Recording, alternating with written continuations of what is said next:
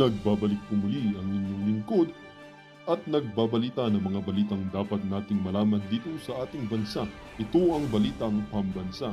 Atin ngang matutunghayan sa channel na ito kung ano ang nangyayari sa loob ng ating gobyerno at syempre tumutulong na rin sa ating mga mamamayan na malaman ang katotohanan dahil mayroon tayong karapatan na malaman ang tunay na nangyayari sa ating bansa.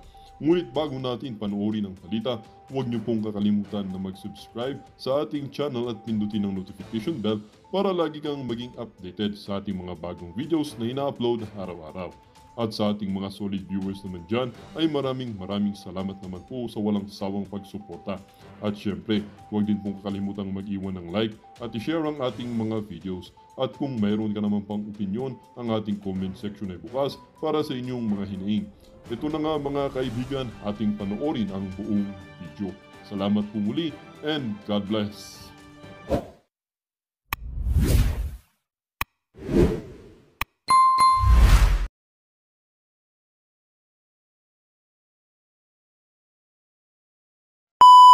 Makakaliwa or yung tinatawag na NPA kay Pangulong Duterte. Kasi nga ho, siyempre sa nangyayari nga ho ngayon na nangyaring gulo, gasino na lang ho or napakadali na lang ho sa mga makakaliwa na kung ano man yung gusto nilang gawin kay PRRD dahil hawak nga po nila yung ICC na yan or yung kung saan man dadalhin na kulungan or detention itong si PRRD. So alam naman ho natin na kung gaano kagalit ang mga NPA dito sa na to, dito kay Pangulong Duterte.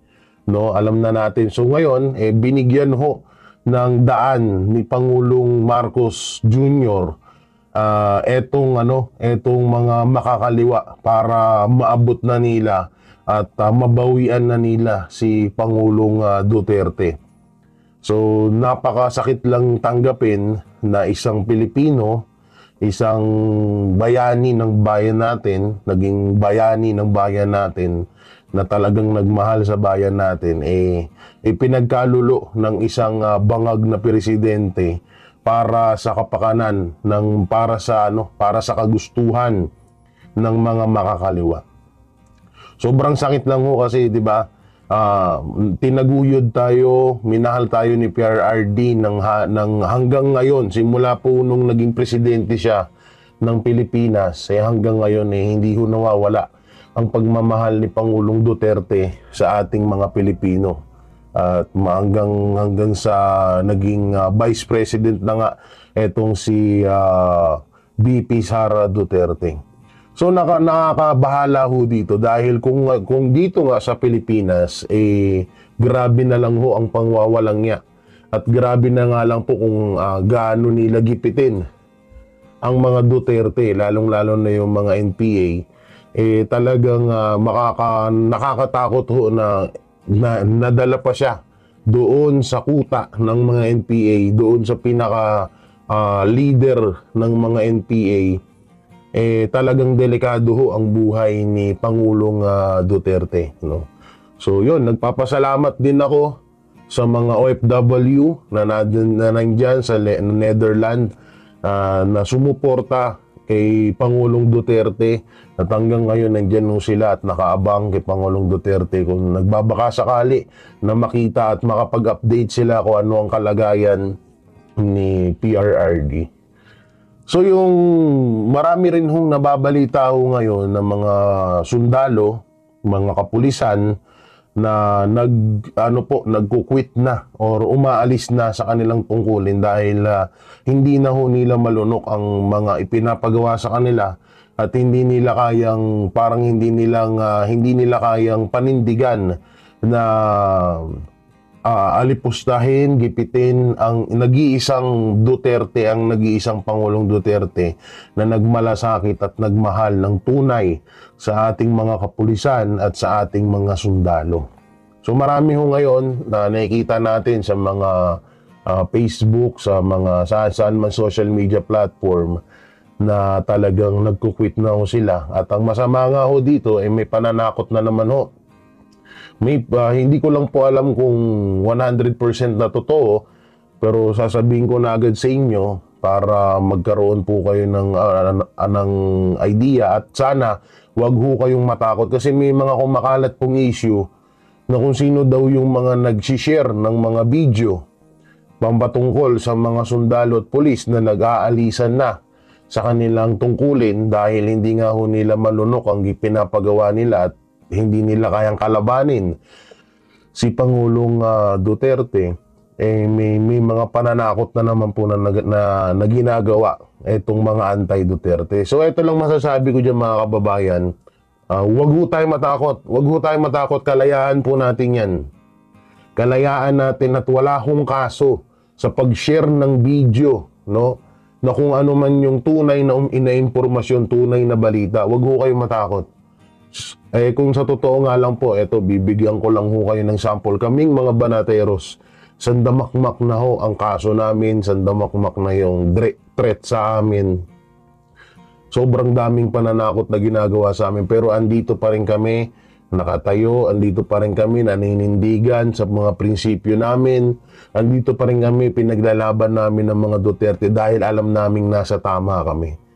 No? Yun yung panghugutan nyo ng lakas ng loob, na alam nyong nasa tama kayo, na alam nyong na wala kayong ginagawang masama. Ituloy nyo lang kung ano yung ginagawa nyo. Hindi ko sinasabihan kayo na lumabang kayo sa gobyerno, mali pa rin po yun, no? Pero ang sinasabi ko ho dito, yung pag-share ng mga totoong impormasyon na nangyayari dito sa Pilipinas, wala hong mali ho dun. At wala pong kaso ho dun. Ngayon po kasi may mga lumalaganap na kung sino man daw yung nag-share ng mga impormasyon na yan ay kanilang ipapakulong. So, biruin nyo, eto na lang. Sa ilang milyon na Pilipino na nandito sa Pilipinas, gaano na lang kung ipapakulong nila lahat yan? Halos ho lahat ngayon nagwawala na. Lalong-lalo na ho sa Mindanao. Nagwawala na dahil sa ginawa nila kay Pangulong Duterte. Manindigan tayo mga kababayan, mga kapwa ko Pilipino. Wag ho tayong magpapatinag, wag ho tayong madadala sa takot at kung ano-ano man yung mga balita na sinasabi nila na ipagbawal nila yung ganito, ipagbawal nila yung ganyan, kakasuhan dahil sa ganito, sa ganyan. Wag ho kayong maniwala ho dun. Dahil ayun po ay isang pananakot. Yun po ay isang mind conditioning na para wag nyong suportahan si Pangulong Duterte. Ulitin ko po yung sinabi ko mga kababayan na ito na yung pagkakataon para makabawi tayo sa lahat ng ginawa ni Pangulong Duterte para sa ating bansa. Ito na ho yung pagkakataon na maninindigan tayo mismo sa sarili nating mga paa na tayo naman ang lalaban para sa ating bayan. Huwag ko kayong magpapadala sa kung anumang chismis, sa kung anumang pananakot na ibinibigay nila sa atin at pinaparating nila sa atin. Dahil ako hindi ko isasama or ang buong banateros o kahit ako na lang ho, ako kaya ko pong itaya ang buhay ko para sa ating bansa. Kaya ko pong hindi po ako natatakot na makulong, hindi ako natatakot na mamatay para sa ating bansa at hindi rin po ako natatakot na ipaglaban ng mga Duterte. Dahil sa unong oras na sila naman po ay nung sila ay pinaglalaban ho tayo, no, pinaglalaban tayo, hindi rin ho nila naramdaman na matakot at hindi rin ho sila natakot na mamatay. Dahil kung iisipin nyo lang ho, napakaraming binangga ni Pangulong Duterte na mga malalaking tao dito sa Pilipinas. Nandiyan yung mga drug lord, mga businessman, at mga politiko na gustong maghari sa ating bayan at gustong magnakaw sa kaban ng bayan. So doon pa lang, no, yun yung gawin nating motivation na pinaglaban tayo ng taong to. So panahon naman para gantihan natin siya. Gantihan natin siya na kahit sa ganitong suporta lamang. Etong pag-video, malaya ho tayo dito katulad ho nito na ginagawa ko ngayon, na ito yung komento ko, ito yung gusto kong iparating sa lahat ng mga kababayan ko, sa lahat ng mga OFW na patuloy na sumusuporta kay Pangulong Duterte. Gusto ko pong palakasin ng loob nyo na wag ho kayo matatakot sa mga ganyang mga bali-balita, sa ganyang panggigipit. Dahil kung sa totoo lang po, mas delikado ho, no, mas dobling delikado ang buhay naming mga vlogger, especially tubanateros, no, dahil kami ho talaga ang pinag-iinitan. Pero nandito pa rin po kami, tuloy-tuloy pa rin po, mamatay man kami, papatay man kami, ipakulong man kami, wala kaming pakialam. At least nakakapagpahayag po kami ng gusto naming ipahayag sa inyo. At meron pang mga issue na lumalaganap ngayon na di umano ay may mga humaharang po daw, lalo na sa mga Visayas, sa Mindanao, sa mga checkpoint. May mga, kasi nung nakaraan nakapanood po ako ng isang video, hindi ko lang maipakita sa inyo dito kasi hindi tayo ngayon naka laptop. So may mga nangaharang ho daw at sinasabing parang tinatanong kung saan ka pupunta. So kapag ikaw ay sinabi mong pupunta ka ng Maynila para suportahan ng mga Duterte, kaagad ka daw nilang pinapabalik. No, kaagad ka nilang hindi pinapatuloy. So ganun ho ang nangyayari ho ngayon. No, di umano. So kayo po na nandyan sa Visayas at Mindanao, wag ho rin ho kayo magpapatinag at wag ho rin kayo matatakot. Maaari, pwede ho na magsinungaling ho kayo na kung halimbawa naman po na kayo ay pupunta ng Manila para sumuporta sa mga magaganap na peace rally, prayer rally dito, wag nyo na lang ho sabihin siguro na yun ang patutunguhan nyo dahil baka hindi ho kayo patuloyin. No, ito ay paunawa lamang po. Hindi pa natin alam kung 100% sure ito, no? So yun, at yung mga kababayan naman natin dyan sa Mindanao, maraming salamat. Ipagpatuloy lang ho natin ang pagsuporta kay Pangulong Duterte dahil yan po talaga ang nararapat sa panahon ho ngayon. Yan po talaga yung kailangan ni Pangulong Duterte. Yan na lang po ang nagpapalakas ng loob sa pamilyang Duterte at kay Pangulong Duterte, no? Dahil diyan sa suporta nyo. Huwag ko kayong mapapagod, huwag tayong matatakot sa anumang panakot na ginagawa nila at sinasabi nila mapatungkol sa atin ng mga supporters ni Pangulong Duterte dahil isipin na lang ho natin nung panahon ni Pangulong Duterte, mag-isa lang ho siya na lumaban sa mga kurap, sa sindikato at sa droga. Mag-isa lang siya na lumaban diyan. No, at ngayon sa totoo nga lang mas dihamak na mas malakas tayo, no, sa panahon kay Pangulong Duterte dahil nung panahon na nilalabanan niya itong mga hudas, hudlum, mga balakid sa ating bayan, mag-isa lang po siyang lumaban nun. Hindi katulad ho natin ngayon na napakarami ho natin.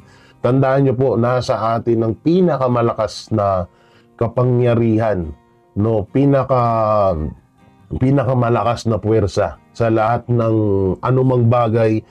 Mas malakas tayo sa gobyerno, mas malakas tayo sa pangulo, mas malakas tayo sa anumang uri ng dito sa Pilipinas. So doon, wag ho tayong matatakot, wag niyo pong isipin na baka kasuhan kayo kasi kami nga ho dito, lalong-lalo na si Banat Bay. Sobrang daming kaso ni Banat Bay na ngayon dahil sa ginagawa ho namin na pagbabalita at pagtatanggol sa ating bayan. So hindi ko nga po mapagtanto na bakit ganun na kami ay nagsasalita lamang ng katotohanan, bigla ho na lang ho kaming parang kakasuhan ng wala naman ho talaga sa ayos, di ba? Doon naman po sa mga kapulisan at sundalo na nag-quit or umalis na ho sa kanilang tungkulin, saludo po kami sa inyo, ma'am, sir, dahil hindi ho kami natutuwa din. Ito, disclaimer, hindi ho kami natutuwa na kayo ay mawalan ng trabaho, hindi ho kami natutuwa na kayo ay maghihirap or tinatawag na mawalan or tinanggal nyo ang inyong mga pangarap dahil lang pagiging sundalo at pulis ay isa pong malaking pangarap po. At ako, pangarap ko din po talaga na maging sundalo. Pangarap ko din noon na maging pulis. Kaso hindi tayo binihiyaan ng edukasyon. Kaya napunta ho tayo sa ganito. Pero mas gugustuhin ko na rin ito ngayon. At least, ito na yung pinaka mas malakas na sandata sa panahon natin ngayon. So kami po lahat ng mga kapulisan, mga sundaluhan na sumusuporta sa mga Duterte, maraming salamat po sa inyo, no? Talagang ginampanan nyo sa ginagawa nyo ho niyan, sa ginawa nyo ho niya yung mga pagsuporta nyo sa kay Pangulong Duterte, iyan po ay isang simbolo ng pagsuporta nyo rin ho sa ating inang bayan, sa ating bansang Pilipinas. Wag ho kayong matakot. Sa tutusin, hindi ko nga dapat sabihin to, no? Pero wag ho kayong matakot sa kung sino man kumukontrol sa inyo or nananakot. Alam nyo, nagsimula ako sa pagiging vendor, sa pagiging construction worker. Ito ay lang lamang po no, motivation sa mga kapulisan, sundalo na natatakot na baka mawalan na sila ng trabaho pagtapos nilang isuko yung kanilang posisyon. Maraming trabaho, kung masipag ka lang magbubuhay ka dito sa Pilipinas, no? So at alam ko na may biyayang handog sa inyo ang Panginoon Diyos sa mga ginawa niyong yan. Oo. At doon naman sa mga kapulisan na patuloy pa rin na sumusunod sa ating gobyerno. So doon naman sa pagsunod sa gobyerno, wala naman hong masama dyan. Wala naman hong masama dyan dahil parte talaga ng pagiging pulis, ng pagiging sundalo ang sumunod sa gobyerno. Pero hindi rin po sa lahat ng bagay. Dahil ang pagsunod sa gobyerno ay dapat nasa batas or nasa tama. Kung tama ang inuutos ng gobyerno, napakagandang sundin. Pero kung alam nyo lang mali ang inuutos ng gobyerno, kailangan nyo na din baliin. Kailangan nyo na rin maliin. No? Kasi una-una, kapag inutos ng inyong boss or ng gobyerno na labag sa batas at hindi makataong pamamaraan, parehas na rin, wala na rin po kayong pinagkaiba sa NPA, wala na rin po kayong pinagkaiba sa mga kriminal. Dahil kung yung batas na ipinapatupad dito sa Pilipinas na kayo din mismo ang bumabali, ganun din po, wala na rin po kayong pinagkaiba sa mga kriminal. Ang kinakatakot ko nga ho dito, balang araw, baka pagsisihan ho nating lahat ng mga sundalo, pulis, na balang araw tayo na yung kakarnihin, tayo na yung yayariin, tayo na yung aalipinin or tayo na yung kukontrolin ng mga makakaliwa. Dahil alam naman ho natin ngayon na yung nabinigyan ng gobyerno, ng administrasyong Marcos, binigyan ng daan ng mga NPA, binigyan ng daan ng mga makakaliwa para makatungtong sa ating gobyerno at makapaghasik ng lagim ho ngayon. At obvious naman, kahit saan naman ho nating tignan ho ngayon, kitang-kita naman na talagang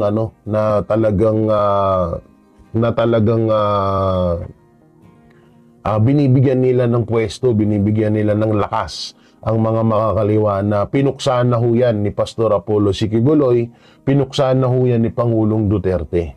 No, nawala na ho yan dito na nung umupo lang si Marcos Jr., bigla na hong nagsibalikan at ngayon ay kinokontrol na paunti-unti ang ating gobyerno. So sana, huwag niyo pong hayaan na makabalik ng 100% or makabalik ng buong lakas ang mga makakaliwa dahil sabi ko nga ho sa inyo, tayo na yung kukontrolin yan. At ito, yung ginagawa ng mga makakaliwa ngayon na patuloy na ginigipit, patuloy na binabalahura at patuloy na gustong puksain ng mga Duterte sa ating Pilipinas, sa ating bansa, alam nyo ang kasunod niyan ay si Marcos na. Hindi po ako magdadalawang isip na talagang totoo po yan dahil alam naman ho na natin kung ano ang kaisipan ng mga makakaliwa, kung gaano katuso, kung gaano maging kagaling mag-mind condition, mag-manipulate etong mga makakaliwa na to. Alam natin yan at obvious na ho sa ginagawa nila ngayon. At darating ang araw na pagkatapos nilang gipitin, pagkatapos nilang mapuksa ang mga Duterte dito sa Pilipinas, ay isusunod na nila si Marcos, at kapag katapos kay Marcos, sila na po ulit ang maghahari at maghahari-harian dito sa Pilipinas. Kaya dapat yan ho yung pigilan natin, yan ho yung pigilan natin at wag na ho nating hayaan na mangyari, dahil yan po ang ikakasimula ho na naman ng napakatinding krisis, napakatinding kahayupan na mangyayari dito sa Pilipinas. Kaya nga ho paulit-ulit ho namin sinasabi na walang kwenta ang isang gobyerno kapag ikaw ay pumapanig sa mga NPA or sa mga makakaliwa. At doon naman po sa mga anti-Duterte na tuwang-tuwa ho ngayon sa mga nangyari kay Pangulong Duterte, antayin nyo lang ang oras nyo. May oras din kayo na kayo naman ang talagang alam nyo yun, yung naramdaman namin ay triple sa inyo. Sa bagay, kapag isa kang demonyo, kapag isa kang hoodlum or tinatawag na huda sa ating bayan, or wala ka na talagang tinatawag na kung halang ang bituka mo, dahil alam niyo yung pagiging vlogger, isa kang vlogger na binabayaran para walang yain ang isang taong naglingkod ng tapat sa bayan, ay isa na po yung kawalang yaan. At yun nga, so halang ang bituka na kasi ng mga yan. So siguro alam ko darating din yung araw na kakarmahin at mismong yung itaas na si Alan na ang bahala ho sa inyo, no? So ngayon, sige lang, push nyo lang yan, masaya kayo ngayon, pero darating yung araw at alam namin na nasa amin ng huling halaka. At doon naman sa ibang mainstream media na may isa pa nga pong TV show na parang natuwa pa ho. Parang natuwa pa nga ho sa ginawa kay Pangulong Duterte. So may dalawang host ho doon, lalaki at babae, na parang iniinsulto or binabastos nila si Pangulong Duterte dahil may matinding galit sila kasi na kay Pangulong Duterte. Isa kasi sila sa nadaanan nung hagupit ni Pangulong Duterte nung panahon na siya ay presidente. So ito lang masasabi ko sa inyo. Ngayon, sige, happy kayo, masaya kayo. Darating din yung panahon na lahat ng yan ay mapapalitan ng kalungkutan or ng masakit na pangyayari sa inyong buhay, ano? At alam nyo may mga kasabihan nga tayo, mas masarap mauna ang hirap kaysa sa kasaganahan. Dahil pag nauna ang hirap, at least doon sa paghihirap mo, alam mo na kung ano yung pakiramdam. At kadalasan mas masarap talagang mauna ang kahirapan kaysa sa karangyaan. So ganyan kayo, no? So nauna sa inyo ang masaya, baka mamaya hindi kayo preparado sa darating na kalungkutan na darating sa buhay niyo. Sino ba naman, alam nyo, isang napakalaking kabubuhan, katangahan ho yun, na isang Pilipino na magiging proud na maibigay ang isang kapwa mo Pilipino sa ibang lahi, no? Sa ibang lahi. Alam nyo, ito lang kung si Marcos Jr. man ang nasa kondisyon ni PRRD ngayon, hindi pa rin po ako papayag na hawakan sila. Nahawakan siya at litisin siya ng ICC or ng ibang lahi. Mas gusto ko pa rin na dito magdusa si Marcos Jr. dito sa Pilipinas, dahil dito talaga dapat nililitis ang isang Pilipino. Kung saan siya pinanganak, kung anong lahi niya, dito dapat. At hindi deserve ni Pangulong Duterte na ganun ang gawin sa kanya. Mas deserve ni Marcos yun. Hindi ko sinasabing naaawa ko kay Marcos. Hindi ko sinasabing kinakampihan ko siya. Ang akin lang, hindi ho talaga, hindi ho po pwede na ibang lahi ang humawak sa ating kababayan, sa ating kapwa Pilipino. Masama man yan o hindi. No, hindi syempre nasa una-una wala na ho sa konstitusyon, wala nang jurisdiction ng ICC ang ibang bansa dito sa ating bansa. Noong 2018, kung di ako nagkakamali, 2018 tinapos na ho yan yung ugnayan na yan. No. So ngayon, yung mapatungkol doon sa mga anchor, sa mga mainstream media na patuloy pa rin na nagpi-fake news, nagbabalita ng fake news mapatungkol sa mga Duterte, sige lang, push nyo lang yan. Darating yung araw na kayo naman ang magmamakaawa at babalik naman sa inyo yung mga ginagawa nyo yan. Alam nyo, hindi ko lang talaga mapagtanto na nakakaya nyo yun. Lalong-lalo na dun sa mga vlogger, lalong-lalo na dun sa mga network, sa mga mainstream media na binabayaran, tumatanggap ng pera para siraan lamang ang mga Duterte, para walang yain ang mga Duterte. Biruin mo, kikita ka ng pera nanggaling sa para lang walang yain mo ang isang tao na wala namang dahilan para gawin mo yun. Tapos yung pera na kinita mo, ipapakain mo sa pamilya mo, ipapakain mo sa anak mo, ipapakain mo sa magulang mo, sa mga kapatid mo, na galing sa kawalang yan. Ako po, hindi ko kayang lunukin ho yun. Hindi ko ho kayang lunukin yun at hindi ko rin ho kaya na bayaran ako sa sarili kong na babayaran yung prinsipyo ko. Dahil alam niyo mga kabanatero, sa oras na bayaran ka ng kahit sino man, parang binayaran na ho ang buong kaluluwa mo. No? Parang alam niyo yun na parang buhay ka pa pero inaagnas ka na. Buhay ka pa pero sinusunog ka na sa impyerno.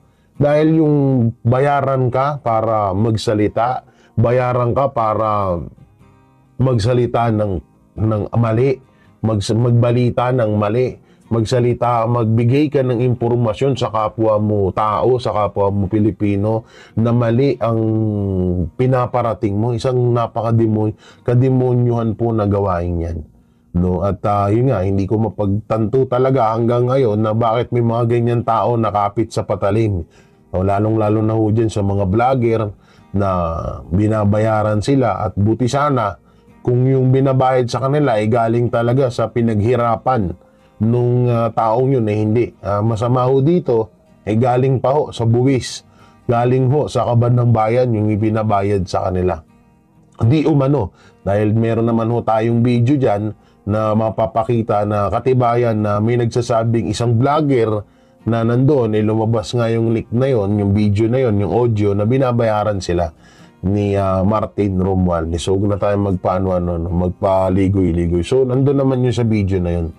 Ngayon, good luck. Good luck na lang talaga dahil ngayon, masaya kayo. Sa lahat din, sa mga politiko, masaya sila dahil nagawa na nila yung talagang gusto nilang gawin. At sa totoosing pangalan, may isa pa silang hakbang, yung pagpapa-impeach kay Vice President Sara Duterte. So ngayon, masaya kayo, pero sabi ko nga sa inyo, panahon lang yan. Panahon lang yan. So panahon nyo ngayon, lubos-lubusin nyo na. At kapag panahon naman na namin, talagang ikakadurog talaga ng buong pagkatao niyan. Tandaan yan. Hindi ako nananakot, pero yan ang nakikita kong mangyayari na talagang yung ginagawa nyo ngayon, darating din ang panahon na matutuldukan yan at mahihinto din yan. Doon naman ho sa mga kababayan ko, Visayas, Mindanao, Luzon, Visayas, Mindanao, tuloy nyo lang po yan, yung pagsuporta. Wag ho tayong mapagod. No, wag ho tayong mapagod na patuloy na sumuporta kay Pangulong Duterte. Wag ho tayong mapagod na maghatid ng tunay na balita. Wag ho tayong mapagod na ipaglaban kung ano yung katotohanan na nararapat para sa ating bayan. Wag ho tayong mapagod dahil isipin nyo na lang, hindi naman po sa panunumbat, pero gusto ko lang po ipaalala sa ating lahat na kung si Pangulong Duterte umabot ng halos 6 years na panunungkulan para sa ating bayan, ay hindi nga ho rin siya napagod hanggang ngayon. Bakit ba ginagawa kay Pangulong Duterte ito? Dahil sa pagmamahal niya sa bayan. Hindi naman to para sa anak niya, hindi to para sa kanya, kundi para sa ating lahat to. Para sa ating lahat ng mga Pilipino itong ginagawa ni Pangulong Duterte. Kaya siya ginigipit ngayon. Dahil nabibisto ang kawalangyaan, nabibisto ang mga kabulastugan na ginagawa ng Administrasyong Marcos. Sobra ho tayong nagpapasalamat na ibiniyayaan tayo ng Panginoong Diyos na dumating sa buhay natin ng mga Duterte. Na nagpapasalamat tayo na dahil sa kanila, nalalaman natin at talagang naranasan natin ng isang magandang pamamalakad na mararanasan natin ulit sa darating na 2028 presidential election. Manawagan din tayo kay VP Sara Duterte na huwag siyang panghinaan ng loob, na huwag siyang at ipagdasal din natin sila ng mga buong Duterte family na maging safe at walang mangyaring masama sa kanila. Sila na lang talaga yung pag-asa natin na para maibalik ang demokrasya, maibalik ang kapayapaan dito sa Pilipinas, na maging maayos yung pamumuhay natin dito sa Pilipinas. Paulit-ulit natin yan sabihin kay Vice President Sara Duterte, at sana wag na sanang mag-iba or ibahin niya pa ang kanyang isip na tumakbong Pangulo, dahil siya na lang talaga din ang inaasahan. No, silang magkakapatid na lang ho ang inaasahan natin ngayon na talagang magpapabago sa totoong pagbabago para sa ating bansa. No? So yun, maraming salamat sa lahat ng, siyempre, Hero Abroad OFW, na kahit na alam namin na sa isang linggo halos, minsan nga wala kayong pahinga sa pagtatrabaho, wala ho kayong oras para sa inyo at lalong-lalo na sa pamilya niyo, pero gumagawa pa rin po kayo ng paraan, lalong-lalo na ho ngayon, na sumuporta kay Pangulong Duterte para sa ating bansa. Napaka-proud ho ako sa inyo dahil hindi ho biro ang pagiging OFW.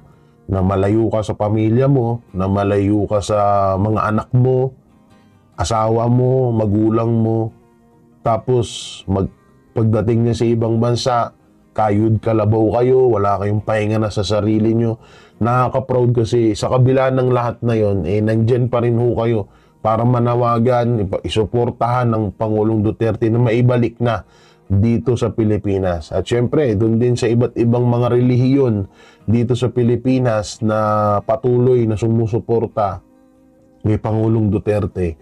Maraming salamat din po. Ulitin ko lang yung sinabi ko na kung ano ang ginawa sa KOJC, kung ano ang ginawa kay Pastor Apollo Sikibuloy, kung anong ginagawa kay Vice President Sara Duterte, kung anong ginawa kay Pangulong Duterte, ay kayang-kaya din nilang gawin sa ating mga ordinaryong Pilipino.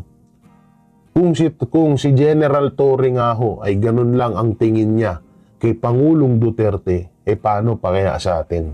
Kung si Marcos Jr. po ay napakaliit lamang ng tingin niya sa mga Duterte, kung gaano niya kawalang niyain itong mga to, paano na lang ho sa ating mga ordinaryong Pilipino? Paano na lang ho sa mga katulad nating simpleng mamamayang Pilipino? So kawawa naman ho tayo. So sobrang nakakatakot ho ito dahil yung mga taong alam natin na isa sa mga kilala or talagang nire-respeto ng buong bansa at ng iba pang mga lahi, ibang bansa, kayang-kaya nilang gipitin, paano pa kaya tayo? Diba? So ngayon, eto na yung, at eto, nakakatuwa din ho na etong nangyari ay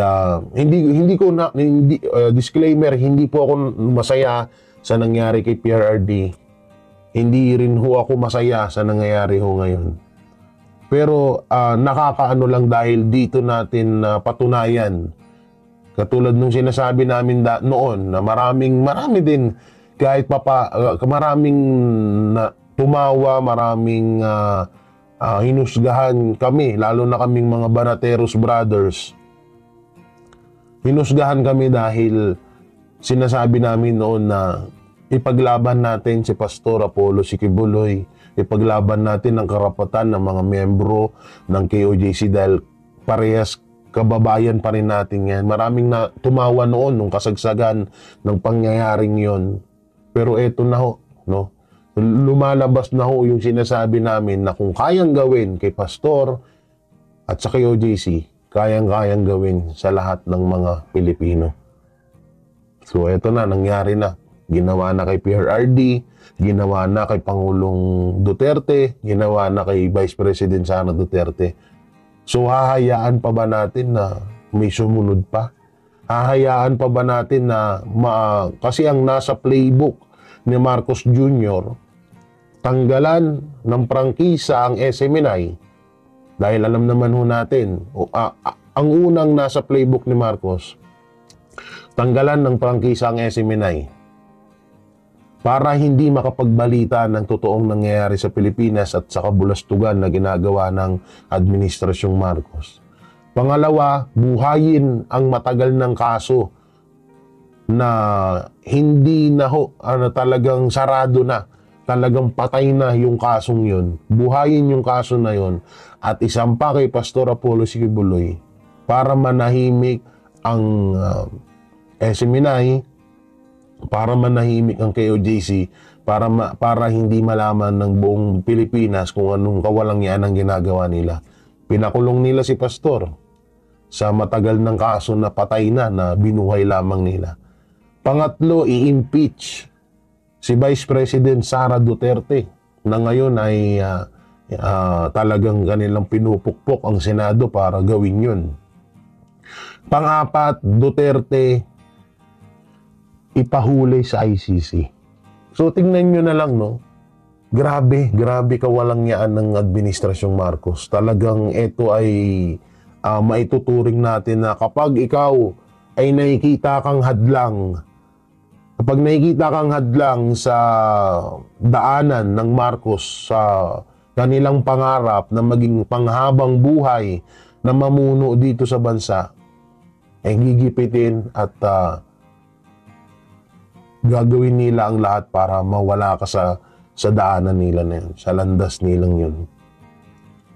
Dahil nakikita naman ho natin dito at ang plano, at sinabi na rin mismo yan ni Pangulong Duterte at ng iba pang mga eksperto, na ang plano talaga ni Marcos Jr. ay maghabang buhay na manungkulan, habang buhay na maging presidente, at maipalit niya ang kanyang anak, maipalit niya ang kanyang mga kamag-anak na patuloy na habang buhay na maging Marcos ang mamuno sa bansa natin, na hindi natin huhayaan yun.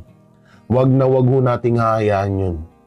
Kahit hindi sikat na basta alam nating may karunungan, may tatak, may dugo, may dinatawag na may kitaan mo ng katulad ng kayang gawin ng mga Duterte para sa Pilipinas, iboto natin yun. Kung kayang gawin ni Attorney Jimmy Bondoc yung ginawa ni Pangulong Duterte sa Pilipinas, doon tayo. Kung kayang gawin ni Pastor Apollo Sikibuloy yung ginawa ni Pangulong Duterte, doon tayo. Boto natin yun. So totoo nga lang abot kay Pastor, talagang grabe yung pangarap ko talaga. Pinapangarap ko nga sa darating na 2028 election, maging Vice President siya ni VP Sara Duterte. Yan yung isa sa mga pinapangarap ko. No? Dahil nakikitaan ko talaga ng pagkakaparehas at baka nga mas doblihin pa ni Pastor yung naiisip natin na magagawa niya. Nandiyan din si Senator Bongo, Senator Attorney Lambino, Dr. Mata, JB Hinlo, Philip Salvador,